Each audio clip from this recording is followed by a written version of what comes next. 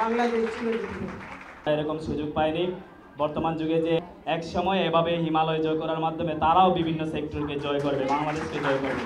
বাংলাদেশের বাংলাদেশের বিভিন্ন সেক্টরে তারা নেতৃত্ব দিবে, মহিলা এমপি হবে, নির্বাচিত এমপি হবে, আমাদের বোনরাই হবে। তখন আমরা দাবি করব, সেবা করব বা জাতির জনক বঙ্গবন্ধু শেখ মুজিবুর রহমান যে বাংলাদেশের স্বপ্ন দেখেছিলেন সেই বাংলাদেশ গড়ার ক্ষেত্রে আমরা সবাই, আমাদের বোনেরা সামনে থেকে এগিয়ে আসবে, পড়ালেখার মধ্য দিয়ে তারা বাংলাদেশকে গড়বে। আরেকটি কথা বলবো যে এখন সবচেয়ে জনপ্রিয় মাধ্যম হচ্ছে সোশ্যাল মিডিয়া।